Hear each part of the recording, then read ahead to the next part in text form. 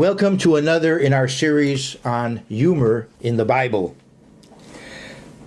You know, at the most serious time in Jesus' ministry, God gave him the opportunity right before he was going to go through the worst possible experience, at least to have a moment when he could crack a smile.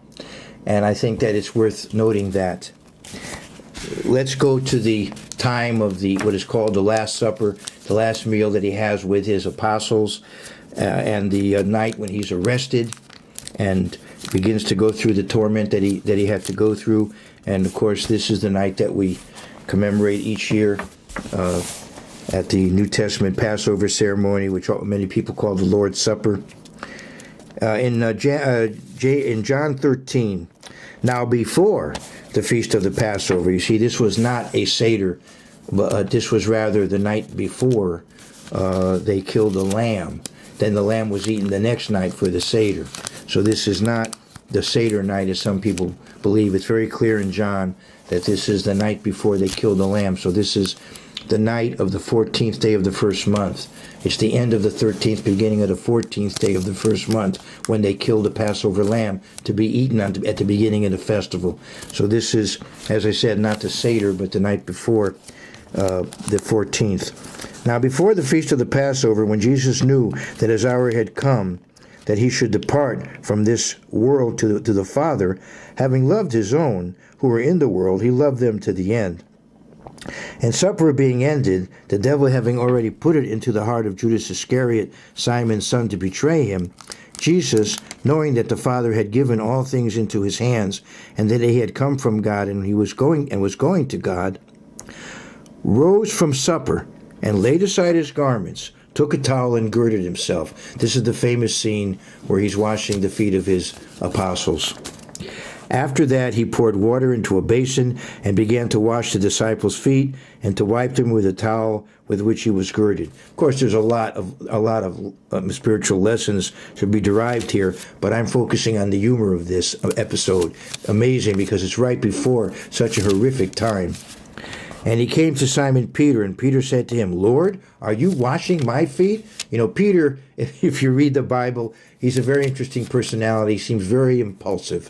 He seems very quick to speak or to act impulsively. Jesus answered and said to him, "What I am doing you do not understand now, but you will know after this." Peter said to him, "You shall never wash my feet." I mean, this would have been shocking for him to take this kind of humility, this act of that normally a slave would do, a servant would do. Peter said to him, "You shall never wash my feet." Jesus answered him, "If I do not wash you, you have no part with me." So what's Peter's response? Simon Peter said to him, "Lord, not my feet only, but also my hands and my head. If washing me is how I have a part with you, then why just the feet? Do the hands, do the head. Go all the way." Now, I don't know if Peter meant this in a sarcastic way or just in a very impulsive way, that, well, if this is what has to be done, then let's go all the way and really do it. And he might have had various reasons for that, too, if you go back to the Old Testament, some of the ceremonies there. But I would think at this point that Jesus would have cracked a smile. There goes Peter again, very impulsive, drawing a conclusion which may be in one sense reasonable, but on the other hand, in this case, is not really the point. And he gets to the point then in verse 10. Excuse me. Jesus said to him, "He who is bathed needs only to wash his feet, but is completely clean. And you are clean, but not all of you." Talking about Judas, who was not. So they were spiritually clean and even generally physically clean.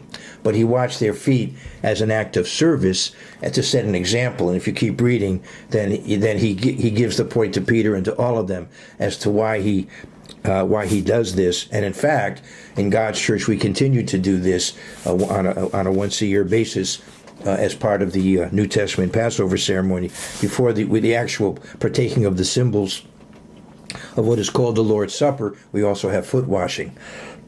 But it is interesting that at a time like that, such a serious occasion, Peter makes this comment that, as I said, I would imagine that at that moment, his master, Jesus the Christ, would have cracked a smile at that comment, You shall never wash my feet. And then he says, that if I do not wash you, you have no part with me. And so then he says, Lord, not my feet only, but also my hands and my head.